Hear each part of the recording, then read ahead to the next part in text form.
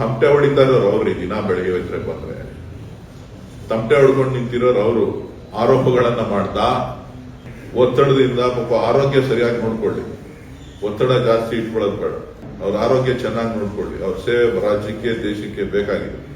ಯಾರು ಸಂಘರ್ಷಕ್ಕೆ ಹೋಗಿಲ್ವಲ್ರಿ, ಇವರೇ ಸಂಘರ್ಷ ಅಂತ ಪದ ಉಪಯೋಗಿಸ್ತಾ ಇದ್ದಾರೆ. ಏನ್ ಸಂಘರ್ಷಕ್ಕೆ ಹೋಗಿದ್ದಾರೆ? ಸಂಘರ್ಷಕ್ಕೆ ಯಾರು ಹೋಗಿದ್ದಾರೆ? ದಿನ ಬೆಳಗ್ಗೆ ಇದ್ರೆ ಬೈತಾ ಇದ್ದಾರೆ ಯಾರಲ್ಲ? ಜನರಿಗೆ ದಾರಿ ತಪ್ಪು ಸಂದೇಶವನ್ನ ಕೊಡುವಂತದ್ರಲ್ಲಿ ಯಾರು ಸ್ಟೀಲ ಕುಕ್ಕ ಹೇಳೋದು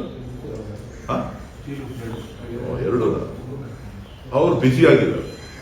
ನಮ್ಮ ಹಕ್ಕನ್ನ ಪ್ರತಿಪಾದನೆ ಮಾಡಿದ್ರೆ ಪ್ರಾದೇಶಿಕ ಪಕ್ಷಗಳಿದ್ರೆ ಮಾತ್ರ ಕರ್ನಾಟಕ ಉದ್ಧಾರ ಆಗುತ್ತೆ ಅನ್ನೋರು ಪ್ಲೇಟ್ನೇ ಚೇಂಜ್ ಮಾಡ್ಬಿಟ್ಟಿದ್ದಾರಲ್ರಿ. ಒತ್ತಡ ಕಡಿಮೆ ಮಾಡ್ಕೊಳ್ಳಿ. ಭವಿಷ್ಯ ಕುಮಾರಸ್ವಾಮಿ ಅವ್ರಿಗೆ ಏನಾಗಿದೆ ಅಂತ ಅಂದ್ರೆ ಡಿ.ಕೆ. ಶಿವಕುಮಾರ್ ಸರ್ವನಾಶ ಆಗ್ಲಿ ಅನ್ನೋ ಒತ್ತಡದಲ್ಲಿದ್ದಾರೆ. ಆ ಒತ್ತಡದಿಂದ ಆಚೆ ಬರಲಿ ಅಂತ ಹೇಳಿ ನಾನು ಆಶಿಸ್ತೇನೆ.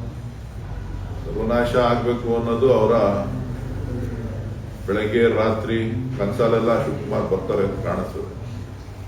ಸರ್ ಅವ್ರು ಹೇಳಿದ್ರೆ ನಾ ಮತ್ತೆ ರಾಜ್ಯದ ಮುಖ್ಯಮಂತ್ರಿ ಆಗ್ತೀನಿ ಅನ್ನುವಂತ ಮಾತನಾಡಿದ್ದಾರೆ. ದೇವ್ರು ಒಳ್ಳೇದು ಮಾಡಲಪ್ಪ, ಆರೋಗ್ಯ ಚೆನ್ನಾಗಿ ನೋಡ್ಕೊಳ್ಳಿ. ಅವರು ನಮ್ಗೆ ಎಷ್ಟು ಕೆಟ್ಟದ್ದು ಬಯಸಿದ್ರು ನಾವು ಅವ್ರಿಗೆ ಕೆಟ್ಟದ್ದನ್ನ ಬಯಸೋದಿಲ್ಲ. ಆ ವಂಶ ನಮ್ದಲ್ಲ. ನಾವು ಯಾರಿಗೂ ಕೆಟ್ಟದ್ದನ್ನ ಬಯಸುವಂತ ವಂಶ ನಮ್ದಲ್ಲ. ಯಾರಿಗೂ ಕೆಟ್ಟದ್ದನ್ನ ಮಾಡಿಲ್ಲ, ಮಾಡೋದು ಇಲ್ಲ.